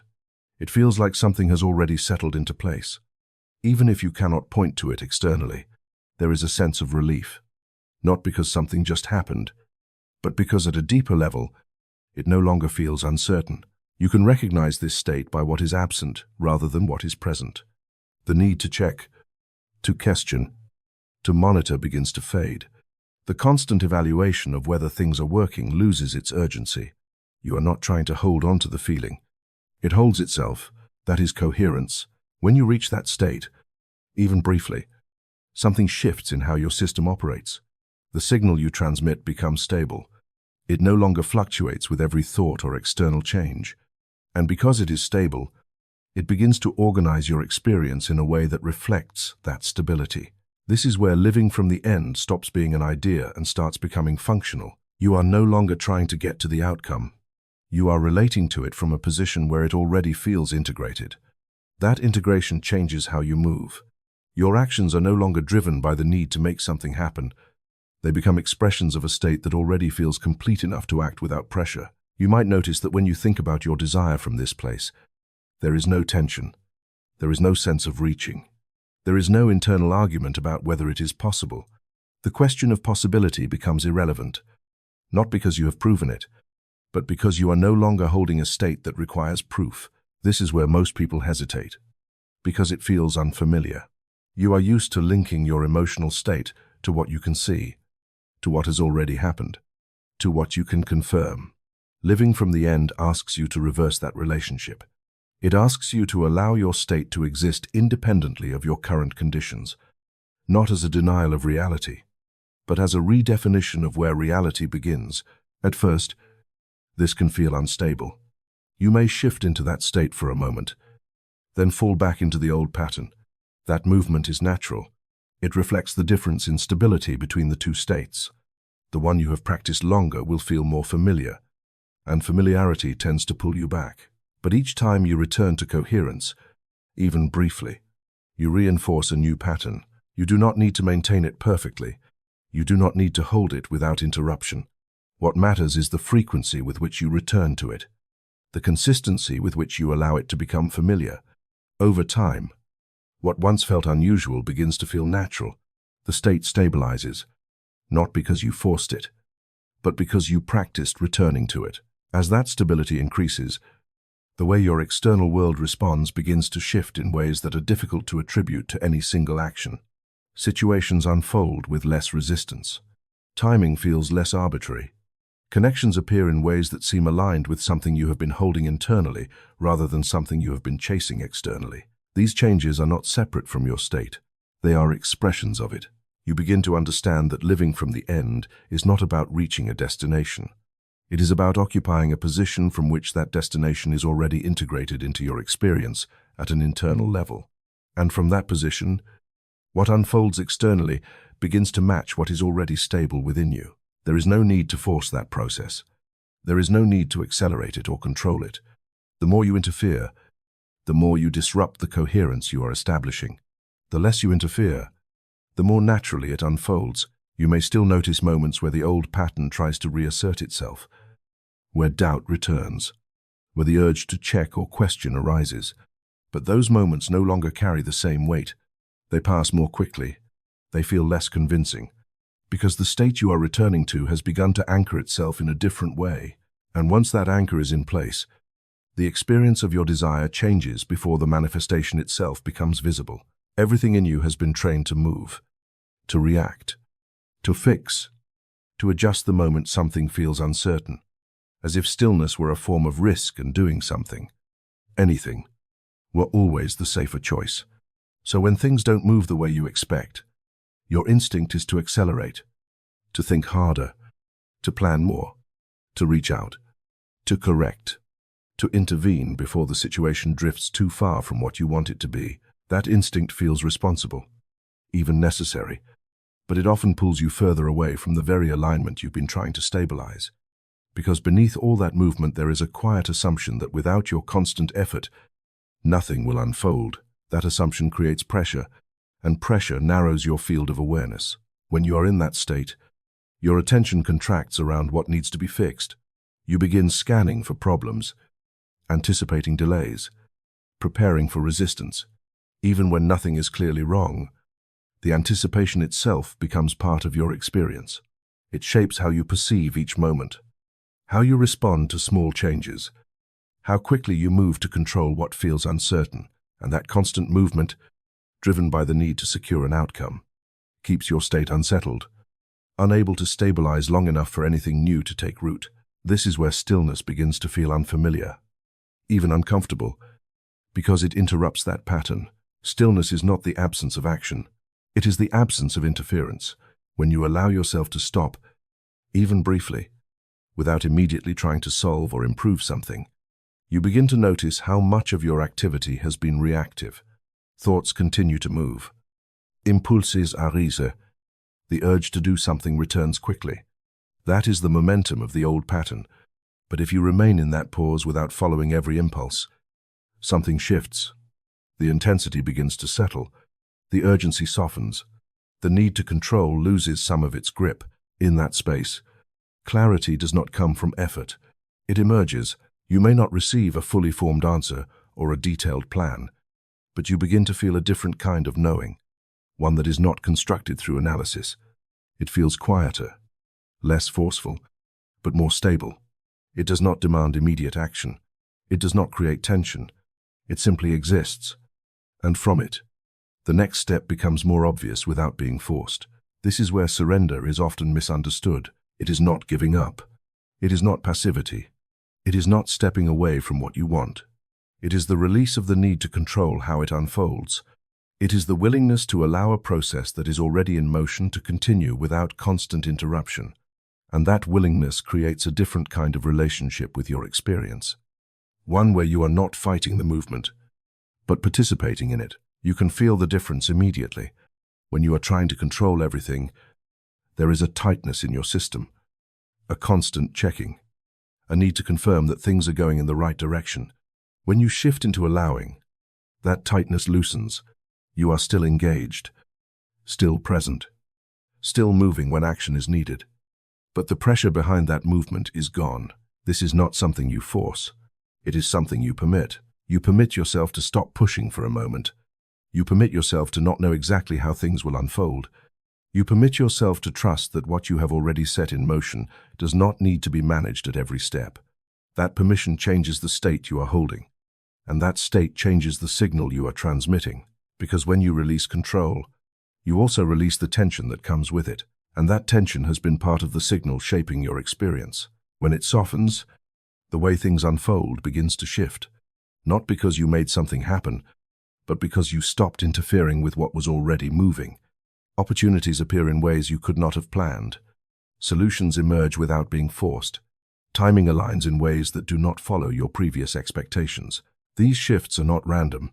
They reflect a change in how you are relating to the process. You are no longer trying to direct every outcome. You are allowing outcomes to form around the state you are holding. That state becomes more stable when it is not constantly disrupted by urgency, doubt, or the need to control. And as it stabilizes, the external world begins to reflect that stability. You may still feel the impulse to intervene, to check, to adjust. That impulse does not disappear instantly. It reflects how long you have been operating from control. But each time you notice it without immediately acting on it, you create space. And in that space, the pattern begins to loosen. Over time, that loosening becomes more consistent. You find it easier to remain in a state of allowing, not because you are trying to, but because it feels more natural than constant effort. The need to force begins to feel unnecessary. The need to control begins to feel heavy. You begin to trust something that is difficult to define but easy to recognize. Not blind trust, not belief without awareness, but a quiet confidence that the process does not depend on your constant interference. That confidence does not make you passive. It makes your actions more precise, because they are no longer driven by fear or urgency. They arise when they are needed, not when you feel pressured to act. From that place, movement becomes more effective. You are no longer reacting to every shift in your environment. You are responding from a state that remains stable regardless of those shifts. And that stability influences how things unfold, not through force, but through alignment. The paradox is that the less you try to control, the more coherent your experience becomes, not because you have stepped away, but because you have stopped creating resistance through constant intervention. You are allowing what you have already aligned internally to express itself externally without disruption. And in that allowing, something changes that does not need to be announced or measured. It becomes evident in the way situations begin to move, in the way timing begins to align, in the way effort no longer feels like the only path forward, because the movement you were trying to force was never dependent on force to begin with. Gratitude is often treated like a polite habit, something you practice at the edges of your day, a moment of acknowledgement before you move on to what really matters. But when you begin to look at it through the lens of how your inner world is structured, it reveals itself as something far more foundational, not a reaction to what you have, but a way of organizing what you experience. It does not simply reflect reality. It shapes the architecture through which reality is perceived, interpreted, and extended into what comes next. You may have noticed how different everything feels when you are genuinely grateful, not because you are forcing yourself to be positive, but because something within you has settled into appreciation. The same environment appears softer. The same interactions carry less friction. Even uncertainty feels less threatening. That shift is not coming from the outside. It is coming from the way your internal state is arranging your perception. Gratitude stabilizes a state of sufficiency, and sufficiency changes the signal you are holding. When you feel that what is present is enough, even temporarily, you interrupt the pattern of constantly searching for what is missing. That interruption is not passive. It alters the structure of your attention. Instead of scanning for absence, you begin to notice what is already supporting you. Instead of reinforcing distance, you begin to experience a sense of proximity to what you once felt was out of reach. This is where belief begins to take on a different role, not as something you repeat to convince yourself, but as something that emerges from what you consistently experience internally. Belief is not formed through isolated thoughts.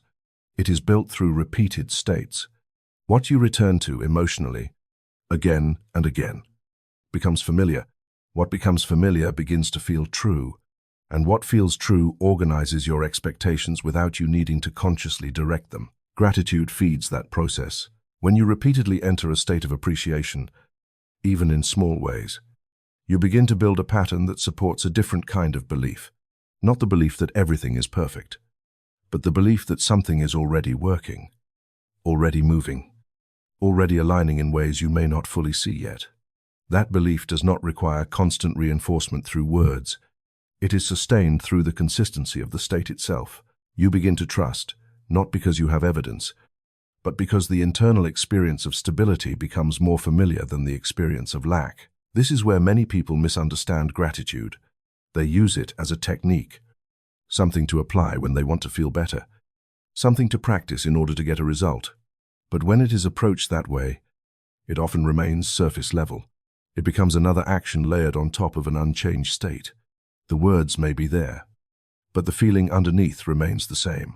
Real gratitude does not come from effort. It comes from attention. When you allow yourself to notice what is already present without immediately moving past it, something shifts. The warmth of a simple moment, the ease of something working as it should, the quiet support that often goes unrecognized. These are not small details. They are entry points into a different state. And when you remain with that state long enough for it to register, it begins to alter your baseline. That baseline is what forms the architecture of your inner reality. It determines what feels normal, what feels expected, what feels possible. And once something becomes part of that architecture, it no longer requires constant effort to maintain. It becomes the position from which you experience everything else. This is why belief cannot be forced. You cannot think your way into it while holding a contradictory state underneath, but you can allow it to form naturally by stabilizing the kind of experience that supports it. Gratitude is one of the most direct ways to do that, not because it changes reality instantly, but because it changes the way you are relating to it at a foundational level. As that relationship changes, your expectations begin to shift. You stop anticipating the same patterns of lack, delay, or resistance, not because you have decided to be optimistic, but because those patterns no longer feel as familiar. Your system begins to orient toward what feels stable, and what feels stable is now different. This shift influences how you interpret everything that follows. Situations that once triggered doubt are processed differently. Opportunities that once felt uncertain are approached with more openness. The same external events carry a different meaning because the internal structure through which they are interpreted has changed. And that structure does not operate in isolation. It feeds back into your actions, your decisions, your responses. When you feel supported, you act differently than when you feel unsupported. When you expect alignment, you notice it more easily.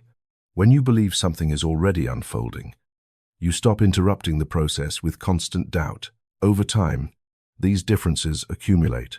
They reshape the pattern of your experience in ways that are not always dramatic but are consistently aligned with the state you have stabilized. You begin to see connections where you once saw randomness.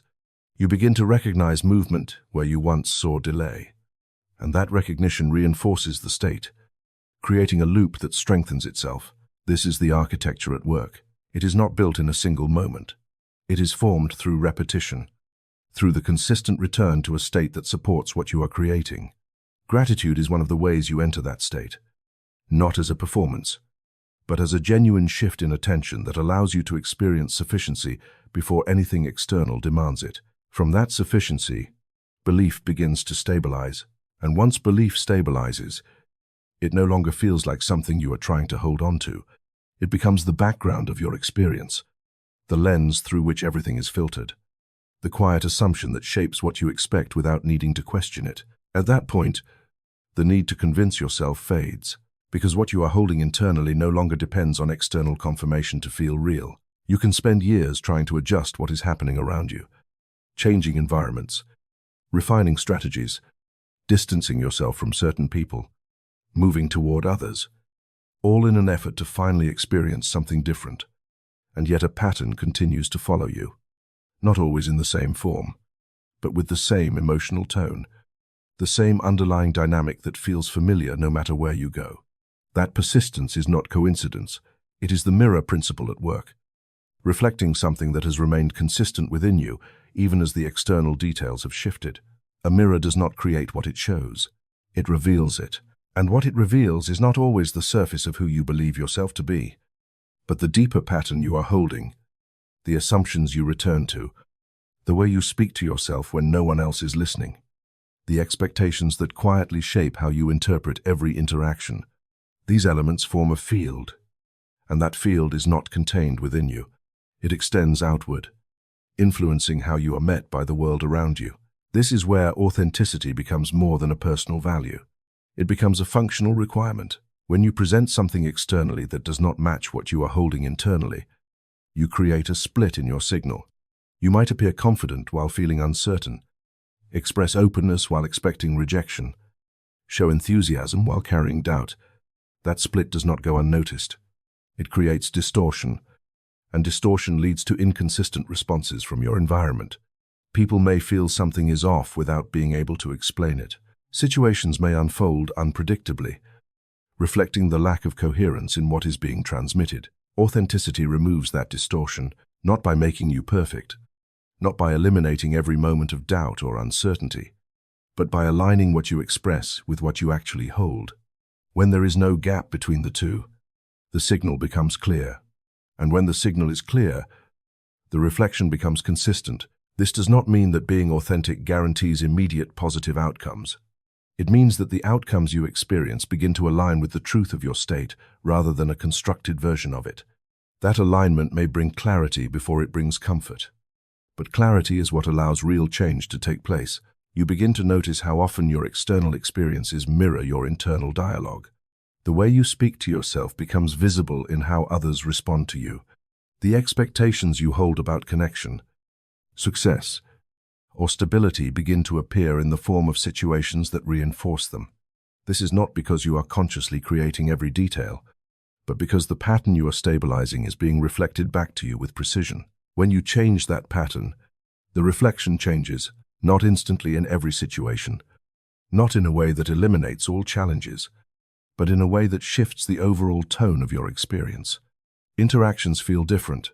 The same types of people respond differently. Opportunities align in ways that feel less forced.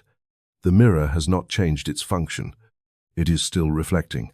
What has changed is what it is reflecting. This is where the concept of collective frequency begins to emerge. You are not existing in isolation. Your field interacts with the fields of others, and those interactions create a shared environment that carries its own patterns. When you enter a space where the dominant frequency is tension, urgency, or conflict, you can feel it immediately.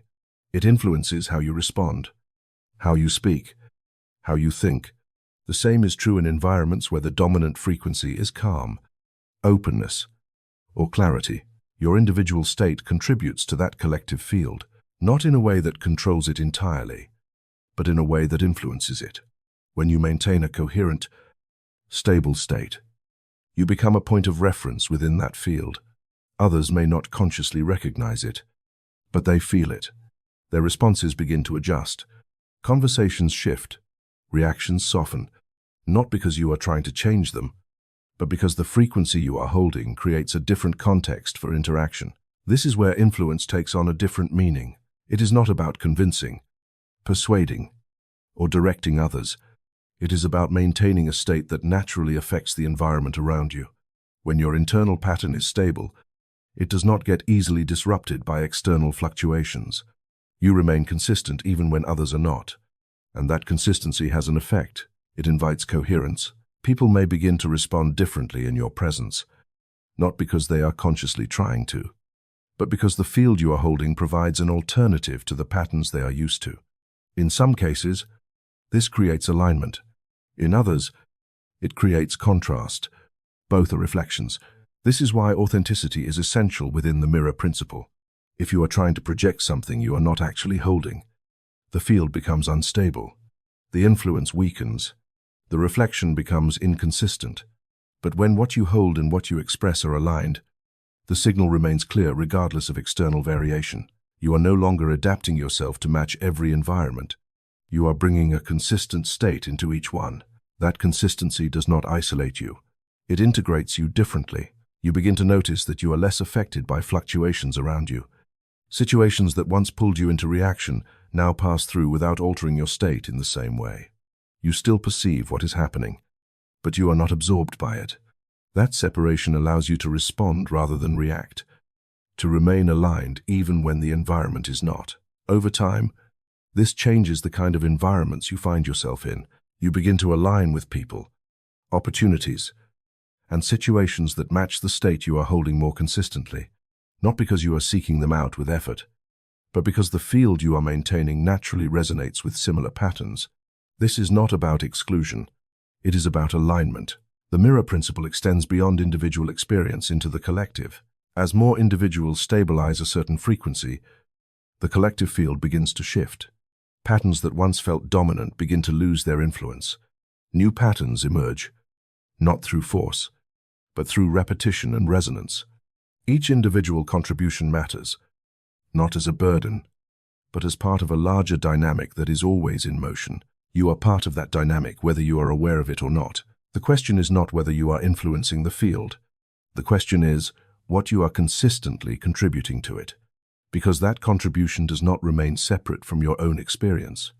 It feeds back into it, shaping the environment you move through and the reflections you continue to encounter.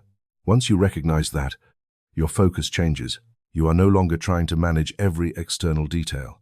You are paying attention to the pattern you are holding, the alignment between what you feel and what you express, the consistency of the state you bring into each interaction. That is what the mirror reflects.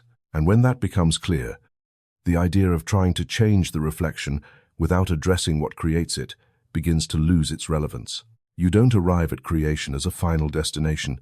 You grow into it, slowly, almost imperceptibly, through a series of shifts that change how you relate to everything you once believed was outside of you. At first, it felt like you were trying to fix your life, to adjust circumstances, to find the right method that would finally make things work. Then something deeper began to emerge, a recognition that what you experience is not separate from what you hold, that the patterns repeating around you are not random, that the direction of your life is not decided somewhere else and handed down to you. That recognition did not make everything easier, but it made everything clearer. Clarity changes your role. You are no longer standing at the edge of your experience, reacting to what unfolds, hoping it aligns with what you want. You begin to stand within it, aware that the state you carry is not just influencing your path but shaping it. That awareness does not give you control in the way you once imagined. It gives you responsibility. And responsibility is not light. It removes the option of seeing yourself as separate from what you are experiencing. It invites you to see the connection, even when that connection is uncomfortable. This is where the idea of becoming the creator takes on a different meaning. It is not about gaining power over everything. It is about recognizing the power that has already been operating through you and choosing how you engage with it. Not occasionally, not only when it feels easy, but consistently enough that your state becomes a stable reference point rather than something that fluctuates with every change in circumstance. Alignment is what makes that possible. You have felt misalignment before, even if you did not name it that way. The sense that what you are doing does not fully match what you feel, that your actions are being driven by pressure rather than clarity, that your direction is shaped more by external expectations than internal knowing. Misalignment creates friction. It makes everything feel heavier, more complicated, more difficult to sustain. It is not because the path is wrong. It is because the state you are holding does not match the direction you are moving. When alignment begins to stabilize, that friction reduces. You are no longer forcing yourself forward. You are moving from a place that feels consistent with what you are creating. The steps you take are not driven by urgency. They arise naturally from the state you have settled into. That does not eliminate effort. It changes the quality of it. Effort becomes an extension rather than a struggle. This is where evolution becomes visible, not as a dramatic transformation, but as a gradual shift in how you experience yourself and your environment. You begin to notice that the patterns that once defined you no longer hold the same weight. The reactions that once felt automatic become less compelling. The narratives you carried about what is possible begin to loosen. This is not because you forced yourself to change. It is because you have been returning to a different state often enough that it has begun to replace what was there before. Evolution does not happen through sudden breakthroughs. It happens through repetition. Each time you choose alignment over reaction, each time you return to a state that reflects what you are becoming rather than what you have been, you reinforce a new pattern. That pattern, repeated, becomes familiar. And once it becomes familiar, it becomes natural.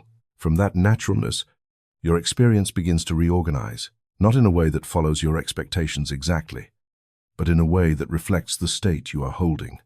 You begin to encounter situations that match your alignment more consistently. Opportunities appear that resonate with your direction. Connections form that feel less forced, more coherent. These shifts are not separate from your internal state. They are expressions of it. This is where responsibility deepens. It is no longer about understanding the principles. It is about living them, not perfectly, not without fluctuation, but with enough awareness that you recognize when you are reinforcing patterns that no longer serve you. That recognition does not require judgment. It requires honesty. You begin to see that every moment carries a choice. Not always obvious, not always easy, but present. The choice is not between right and wrong. It is between alignment and misalignment, between reinforcing what you are moving toward or returning to what you have been trying to shift. That choice shapes your trajectory. Over time, the accumulation of those choices becomes visible. The direction of your life begins to reflect the state you have stabilized. Not because you controlled every detail, but because you remained consistent enough for the pattern to take hold.